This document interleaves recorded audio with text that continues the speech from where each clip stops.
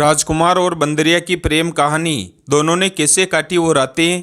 आखिर क्या मजबूरी थी जो एक राजकुमार को बंदरिया से विवाह करना पड़ा। चलिए जानते हैं इस रहस्यमय कहानी को। एक समय की बात है, एक राज्य था जहां एक प्रतापी राजा राज करता था। उस राजा के 3 पुत्र थे जो देखने में अत्यंत सुंदर और आकर्षक थे। जब भी राजा अपने पुत्रों को देखता तो उसके मन में यही विचार आता कि उसके बेटों के लिए राजकुमारियां भी उतनी ही सुंदर होनी चाहिए। राजा ने अपने मंत्री, पंडित और दरबारियों से इस विषय में चर्चा की और पूरे राज्य में संदेश भिजवाया कि वे राजकुमारों के लिए अनुपम सुंदर राजकुमारियों की खोज करें। आसपास के कई राज्यों में खोजबीन की गई, लेकिन राजा को कोई भी ऐसी राजकुमारियां नहीं मिली जो उसके राजकुमारों के योग्य हो। यह सोचकर राजा बहुत चिंतित रहने लगा कि आखिर उसके पुत्रों का विवाह किससे होगा। लेकिन फिर एक ऐसी घटना घटी जिसने सबको हैरान कर दिया। एक दिन राजा के दरबार में एक सन्यासी का आगमन हुआ। राजा ने आदरपूर्वक उनका स्वागत किया और उन्हें आसन ग्रहण करने के लिए कहा।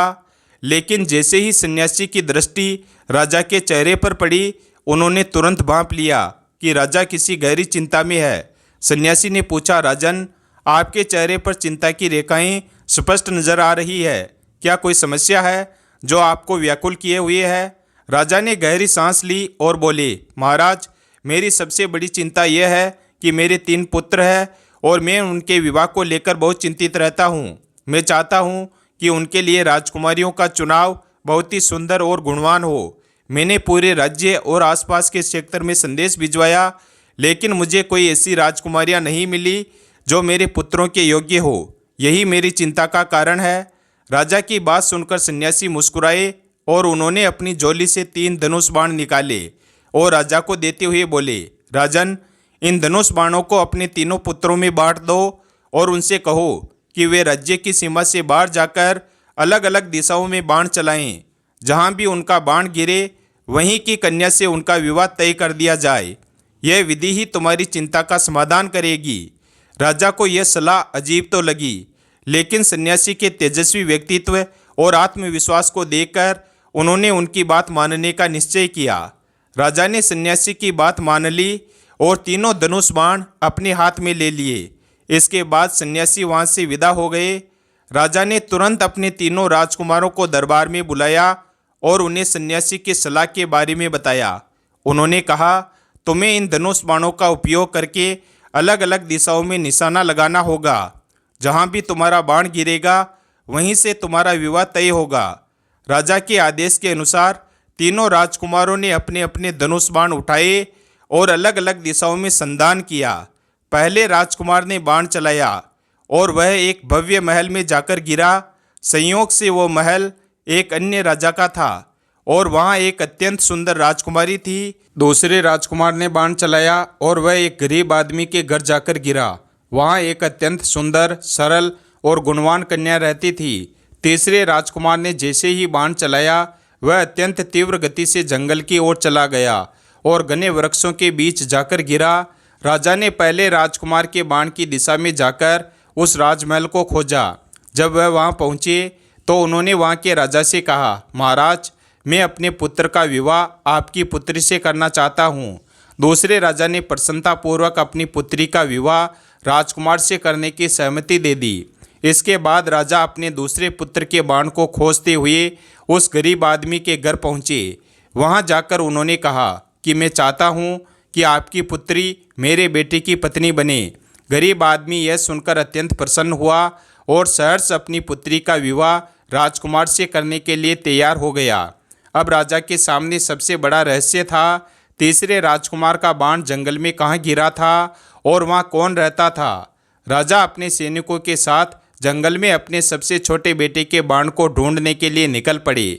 उन्होंने हर जगह खोजबीन की, लेकिन बाण कहीं नहीं मिला। थक हार कर राजा वापस महल लौट आए। इधर छोटा राजकुमार भी बहुत चिंतित था। वह सोच रहा था कि मेरे दोनों भाइयों के बाण मिल गए और उनका विवाह भी हो गया, लेकिन मेरी क्या गलती थी कि मेरा बाण अब तक नहीं मिला। दरअसल उसका बाण किसी नगर या गांव में नहीं गिरा था, बल्कि जंगल के भीतर एक घने वृक्ष पर लटक गया था। यही कारण था कि राजा और उनके सैनिक उसे खोज नहीं सके। राजा ने हार मानकर खोज बंद कर दी, लेकिन छोटा राजकुमार हार मानने वालों में से नहीं था। उसने निश्चय किया कि वह स्वयं अपने बाण की तलाश करेगा और पिता की आज्ञा का पालन करते हुए वहीं विवाह करेगा जहां उसका बाण गिरा होगा। राजकुमार ने अकेले ही दूर दूर तक बाण की खोज की, लेकिन उसे सफलता नहीं मिली। आखिरकार वह जंगल की ओर बढ़ा, क्योंकि उसे एहसास हुआ कि उसका बाण यहीं गिरा होगा। जंगल में कई दिनों तक भटकने के बाद उसने अपना बाण एक घने वृक्ष के नीचे पड़ा पाया। आखिरकार मेरा बाण मिल गया, राजकुमार ने खुशी से कहा। लेकिन तभी उसके मन में एक प्रश्न उठा, अब इस स्थान पर किस कन्या से विवाह करूं? उसने चारों ओर नज़र घुमाई, लेकिन वहाँ कोई इंसान नहीं था। तभी उसकी नज़र वृक्ष की एक शाखा पर बैठी एक बंदरिया पर पड़ी। यह देखकर राजकुमार हक्का बक्का रह गया। क्या मुझे इस बंदरिया से विवाह करना होगा? यह विचार ही उसके लिए बहुत भयानक था, लेकिन उसे पिता की आज्ञा का पालन करना था। उसने शपथ ली थी कि जहाँ भी उसका बाण गिरेगा वहीं की कन्या से विवाह करेगा। अगर वह ऐसा नहीं करता तो यह उसके पिता की अवहेलना होती। अपने पिता की आज्ञा का सम्मान रखते हुए राजकुमार ने उसी जंगल में बंदरिया से विवाह कर लिया। विवाह के बाद वह बंदरिया को लेकर अपने राजमहल लौटा। राजा ने अपने तीनों बेटों के लिए अलग अलग महल बनवाए थे। छोटा राजकुमार भी अपने महल में बंदरिया के साथ रहने लगा, लेकिन उसका मन अशांत था। अगले दिन वह अपने पिता से मिला और झूठ बोल दिया, पिताजी, मैंने बहुत ही सुंदर कन्या से विवाह किया है। मेरा बाण सही स्थान पर गिरा था और मैंने आपके आदेश का पालन किया। यह सुनकर राजा अत्यंत प्रसन्न हुए और बोले, अब मेरी सारी चिंताएं समाप्त हो गई है। मेरे तीनों पुत्रों का विवाह हो चुका है। समय बीतने लगा। दोनों बड़े राजकुमार अपनी अपनी सुंदर रानियों के साथ सुखपूर्वक जीवन व्यतीत कर रहे थे, लेकिन छोटा राजकुमार हर दिन अपने महल में जाता और जैसे ही बंदरिया को देखता उसका गुस्सा बढ़ जाता। वह सोचता, पिता की आज्ञा के कारण मुझे यह विवाह करना पड़ा, लेकिन अगर किसी को यह सच पता चला तो लोग मेरा मजाक उड़ाएंगे, मेरे पिता का अपमान होगा। यही कारण था कि उसने किसी को नहीं बताया कि उसकी पत्नी कोई सुंदर राजकुमारी नहीं बल्कि एक बंदरिया थी। राजा ने एक दिन अपने तीनों पुत्रों को बुलाया और कहा कि मैं ये देखना चाहता हूँ कि मेरी तीनों बहुएं कितनी गुणवान है। उनके हुनर को परखने के लिए मैं एक परीक्षा रख रहा हूँ। इसके बाद राजा ने 3 बोरी धान की मंगवाई। पहली बोरी उन्होंने सबसे बड़े बेटे को दी और कहा कि इसे अपनी पत्नी को दो और कहो कि सुबह तक धान से चावल अलग कर दो। दूसरी बोरी मझले बेटे को दी और वही आदेश दोहराया। तीसरी बोरी उन्होंने सबसे छोटे बेटे को दी, जिसकी शादी बंदरिया से हुई थी। सुबह तक देखता हूँ कि कौन सी बहू सबसे अधिक योग्य साबित होती है, राजा ने कहा। तीनों राजकुमार अपनी अपनी बोरी लेकर अपने अपने महलों में पहुँचे। बड़ा राजकुमार बोरी को अपनी पत्नी के पास ले गया और बोला, मेरे पिताजी तुम तीनों बहुओं की परीक्षा लेना चाहते हैं, इसीलिए उन्होंने ये चावल की बोरी भिजवाई। कल सुबह तक तुम्हें इस धान से चावल निकालने हैं। राजकुमारी ने घृणा से कहा, मैं एक राजा की बेटी हूँ, मैं यह काम नहीं कर सकती। अगर तुम्हारे पिता को चावल चाहिए तो तुम जाकर यह बोरी उनके सामने पटक दो। उसने रात भर बोरी को वैसे ही रखा और सो गई। मझले राजकुमार की पत्नी मेहनती थी। उसने पूरी रात मेहनत की, लेकिन इतनी बड़ी मात्रा में चावल छांटना असंभव था। वह थककर चूर हो गई और सो गई। छोटा राजकुमार अपनी बोरी उठाकर अपने महल पहुंचा। उसने बोरी बंदरिया के सामने रखी और गुस्से से कहा, देख, मेरे पिता का आदेश है कि सुबह तक इसमें से चावल अलग होने चाहिए, लेकिन तू एक बंदरिया है, यह काम कैसे करेगी? यह कहते हुए छोटा राजकुमार बड़ी चिंता के साथ अपने महल में बैठ गया। तब बंदरिया ने मुस्कुराकर कहा, स्वामी, आप चिंता ना करें, बस चैन से सो जाइए, सब हो जाएगा। राजकुमार झुंझला कर सोने चला गया, यह सोचते हुए कि यह बंदरिया भला क्या कर पाएगी। रात के 12 बजते ही बंदरिया ने अपनी असली पहचान दिखाई। वह एक दिव्य सुंदर स्त्री में बदल गई। उसकी आंखें चमक रही थी, उसके लंबे लंबे घुंघराले बाल थे और उसका चेहरा चंद्रमा की तरह दमक रहा था। उसने अपने जादुई स्पर्श से पलक झपकते ही सारा धान साफ कर दिया और चावल अलग कर दिए। फिर वह वापस बंदरिया का रूप लेकर सो गई। सुबह होते ही बड़े राजकुमार ने अपने पिता से धान की बोरी लौटाते हुए कहा, पिताजी, मेरी पत्नी ने कुछ नहीं किया, वो ये काम करने के लिए तैयार ही नहीं थी। मझले राजकुमार ने धान की बोरी लौटाते हुए कहा, पिताजी, मेरी पत्नी ने कोशिश की लेकिन पूरी तरह सफल नहीं हो पाई। छोटा राजकुमार अपनी बोरी लेकर महल पहुंचा। उसने सोचा, बंदरिया ने तो कुछ नहीं किया होगा, इसीलिए मैं यह बोरी अपने पिताजी को लौटा देता हूँ। लेकिन जैसे ही राजा ने छोटे राजकुमार की बोरी खोली तो वह अचंभित रह गए। अरे, यह तो एकदम सावधान है। राजा ने खुशी से कहा, मेरी सबसे छोटी बहू सबसे अधिक गुणवान है। छोटे राजकुमार के मन में एक सवाल उठा, यह बंदरिया यह सब कैसे कर सकती है? क्या इसने किसी दासी से यह काम करवाया? लेकिन यह सच्चाई थी कि बंदरिया कोई साधारण जीव नहीं थी। उसके पीछे एक बड़ा रहस्य छिपा था। राजा अपनी सबसे छोटी बहू की परीक्षा से बहुत प्रभावित हुए, लेकिन वह ये देखना चाहते थे कि कौन सी बहू सबसे अधिक कुशल और निपुण है। इस बार उन्होंने अपनी तीनों बहुओं को कपड़ा सीलने की परीक्षा दी। राजा ने रेशमी कपड़ों के 3 थान मंगवाए और अपने तीनों बेटों को बुलाकर कहा, अब मैं देखना चाहता हूँ कि मेरी कौन सी बहू सबसे सुंदर पोशाक बना सकती है। राजा ने पहला रेशमी कपड़ा सबसे बड़े बेटे को दिया और कहा, इसे अपनी पत्नी को दो और कहो कि मेरे लिए इससे सुंदर वस्त्र सीलकर तैयार करे।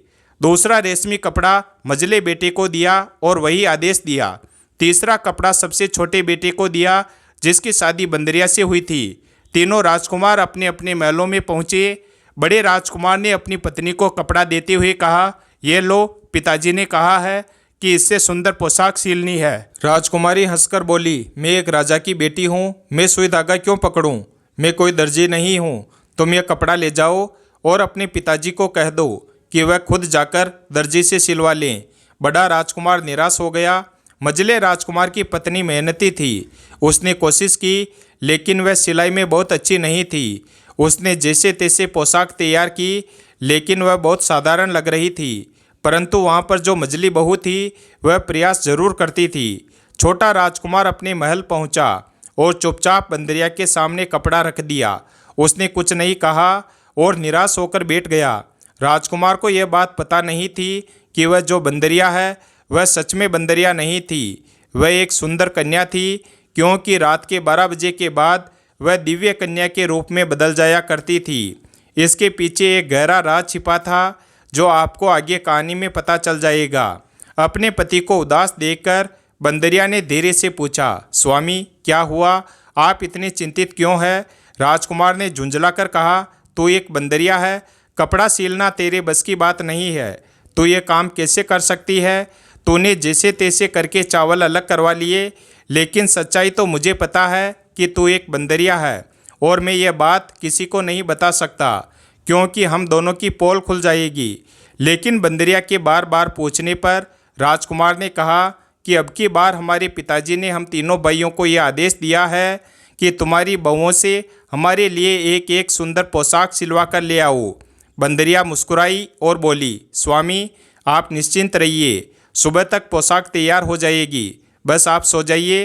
राजकुमार को यकीन नहीं हुआ लेकिन वह चुपचाप सो गया। रात के 12 बजते ही वही चमत्कार दोबारा हुआ। बंदरिया फिर से एक अद्भुत सुंदर स्त्री में बदल गई। उसने मखमली सुनहरे धागों से राजा के लिए एक इतनी सुंदर पोशाक तैयार की जैसी पूरे राज्य में किसी ने कभी नहीं देखी थी। उसने उस पोशाक पर मोतियों और रत्नों की कढ़ाई भी की। सुबह होने से पहले वह वापस बंदरिया का रूप लेकर बैठ गई। सुबह होते ही बड़े राजकुमार ने अपने पिता से कहा, मेरी पत्नी ने कहा कि वह कोई दर्जी नहीं है, मैं एक बड़ी राजकुमारी हूँ और मैं यह छोटे मोटे काम नहीं करूँगी। उसने कुछ भी नहीं बनाया। मझले राजकुमार ने एक साधारण सी पोशाक दी और कहा, मेरी पत्नी ने कोशिश की लेकिन यह ज़्यादा सुंदर नहीं बनी। इसके बाद सबसे छोटे बेटे ने अपना थैला अपने पिताजी को दिया। जब राजा ने छोटे बेटे का थैला खोला और उसमें रखे कपड़े की सुंदरता देखी तो वह हैरान रह गया। राजा अत्यंत प्रसन्न हुआ और भरे दरबार में अपनी छोटी बहू की खूब तारीफ करने लगा। राजा ने कहा, मेरी सबसे बड़ी बहू ने तो कुछ भी नहीं किया, वह बहुत आलसी है, लेकिन मेरी मझली बहू ने कम से कम प्रयास तो किया। पर जो सबसे सुंदर रत्नों से जड़ी पोशाक बनी है वह हमारी छोटी बहू ने तैयार की है। यह सुनकर पूरा दरबार अचंभित रह गया। लेकिन सबसे अधिक हैरानी छोटे राजकुमार को हुई। उसके मन में यह विचार उठने लगा, मेरी पत्नी तो एक बंदरिया है, फिर उसने इतनी सुंदर पोशाक इतनी जल्दी कैसे बनाई। यह बात उसके लिए किसी रहस्य से कम नहीं थी। अब राजकुमार के मन में शंका जन्म लेने लगी, आखिर यह अद्भुत काम करता कौन है। उसने बहुत प्रयास किया यह जानने के लिए कि उसके घर में कौन आता जाता है, लेकिन एक हफ्ता बीत जाने के बाद भी उसे कुछ पता नहीं चला।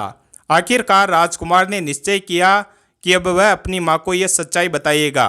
वह अपनी माँ के पास गया और बोला, माँ, मैंने आप सभी से एक बहुत बड़ा राज छुपाया है जो अब मैं आपको बताने जा रहा हूँ।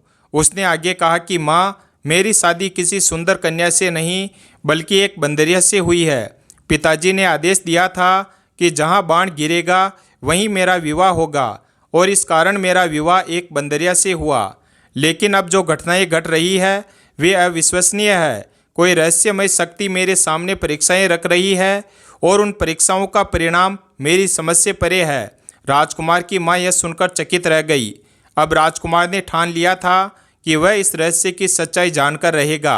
आखिर कौन था जो छिपकर यह असंभव कार्य कर रहा था। राजकुमार अपनी माँ से सारी बातें करते हुए कहता है, माँ, यह काम सिर्फ बंदरिया के बस की बात नहीं हो सकती। मुझे जानना है कि मेरे महल में मेरी उपस्थिति में आखिर कौन आता है जो यह सब काम करता है। जब राजकुमार की माँ यह बातें सुनती है तो वह कहती है, बेटा चिंता मत कर, जो भी जानकारी है मैं ज़रूर पता कर लूँगी कि तुम्हारे महल में कौन आता है और यह सब काम कौन करता है। राजकुमार अपनी माँ से यह बातें सुनकर बहुत प्रसन्न होता है। इधर रानी अपने पति राजा के पास जाती है और वह सारी बातें बताती है जो उसने छोटे राजकुमार से सुनी थी। राजा यह सुनकर बहुत चकित हो जाता है। वह भी सोचने लगता है कि इतना सुंदर काम और इतनी सटीकता से कोई महिला कैसे कर सकती है। राजा और रानी दोनों बैठकर सोचने लगते हैं कि इस रहस्य को कैसे हल किया जाए। वे दोनों भी इस रहस्य के बारे में कुछ पता नहीं कर पाए। फिर रानी राजा को एक विचार बताती है। वह कहती है, महाराज, मेरे मन में एक विचार आया है जिससे हम सच्चाई का पता लगा सकते हैं। कल हम तीनों बहुओं की मुँह दिखाई की रस्म करेंगे और यह रस्म बड़े दरबार में होगी। जब छोटे बेटे की पत्नी दरबार में आएगी तो अगर वह बंदरिया है तो सब कुछ खुल जाएगा। राजा को यह विचार पसंद आता है और उसने पूरे दरबार में यह आदेश जारी किया कि कल तीनों बहुओं की मुँह दिखाई की रस्म होगी। सभी को इस रस्म में शामिल होने के लिए तैयार होने को कहा गया। अब राजा के दरबारी राजा के तीनों बेटों के महल में जाते हैं और यह सूचना तीनों बेटों को देते हैं। वे दरबारी से सुनते हैं कि कल उनकी पत्नियों की मुँह दिखाई की रस्म बड़े दरबार में होगी। जब दरबारी वापस जाता है तो छोटा राजकुमार गहरी चिंता में डूब जाता है। वह सोचता है, अब तक मेरा राज छिपा हुआ था। मैंने सिर्फ अपनी माँ से यह बात शेयर की थी, लेकिन अब कल मेरे पूरे राज का खुलासा होगा कि मेरी शादी एक बंदरिया से हुई है। पूरे राज्य को अब इस बात का पता चल जाएगा। पलंग पर बैठे हुए राजकुमार गहरी चिंता में डूबे हुए थे। तभी बंदरिया उन्हें देखकर पास आई और कहा, स्वामी, आज फिर से आपके चेहरे पर इतनी चिंता के भाव क्यों है? ऐसा लगता है कि आज आप छोटे मोटे संकट में नहीं बल्कि बहुत बड़े संकट में फंसे हैं। बताइए क्या बात है? राजकुमार ने गहरी सांस लेते हुए कहा, तू जानती है कि मैंने अब तक यह राज सभी से छुपा रखा था, लेकिन अब वह राज सबके सामने आ जाएगा।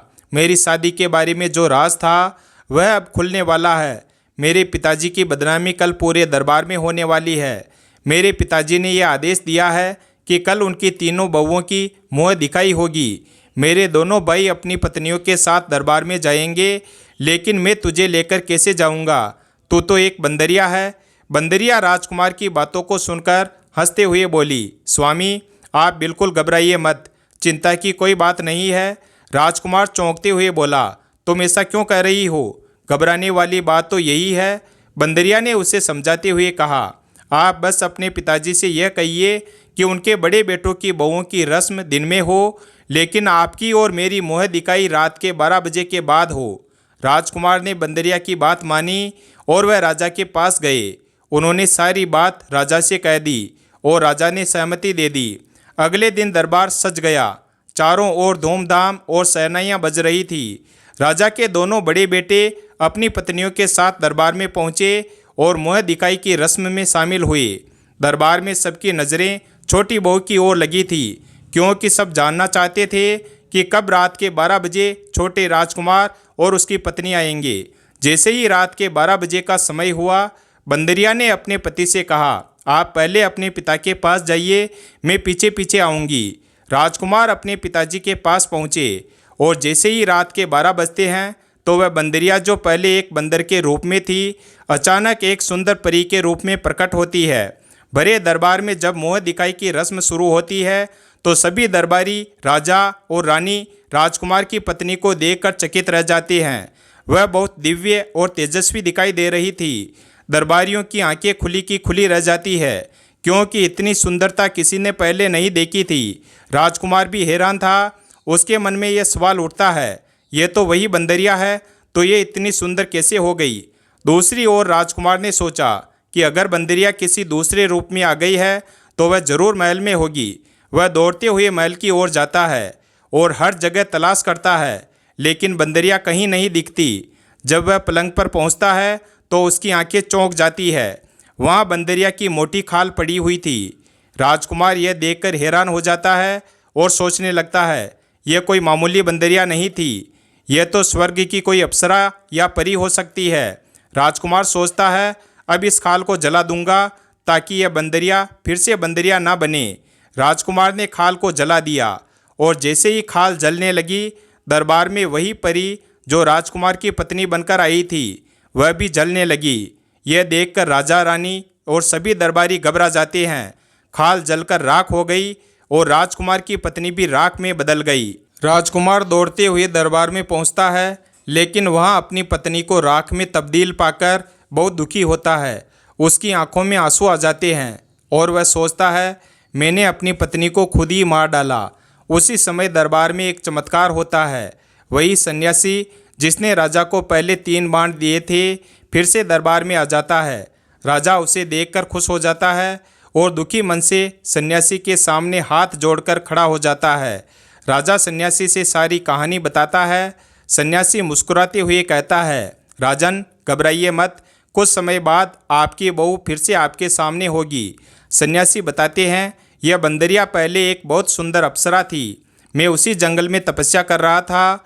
वहाँ यह अप्सरा अपनी सहेलियों के साथ बहुत उपद्रव मचाया करती थी। राजकुमार, राजा और रानी सभी सन्यासी के शब्दों को ध्यान से सुनते हैं और यह जानने का इंतजार करते हैं कि अब क्या होगा।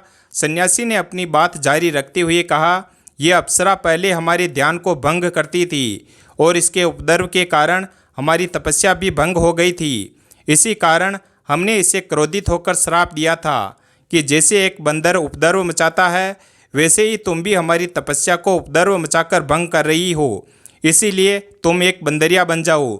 सन्यासी ने आगे बताया, इसके बाद इसे अपनी गलती का एहसास हुआ और यह हमारे पैरों में गिरकर माफ़ी मांगने लगी। हमारी दया जागी और मैंने इसे वरदान दिया। मैंने कहा, आज से तो इस वृक्ष पर रहेगी। आधी रात के समय यानी रात के 12 बजे के बाद तो अपने असली रूप में आ जाएगी, लेकिन जैसे ही दिन होगा तो तू फिर से बंदरिया बन जाएगी। और जो भी राजकुमार तुझसे शादी करेगा, अगर उसकी नज़र तेरी खाल पर पड़ेगी और वह खाल को जलाकर नष्ट कर देगा तो तू जलकर भस्म हो जाएगी और उसी दिन से तो अपने श्राप से मुक्त हो जाएगी।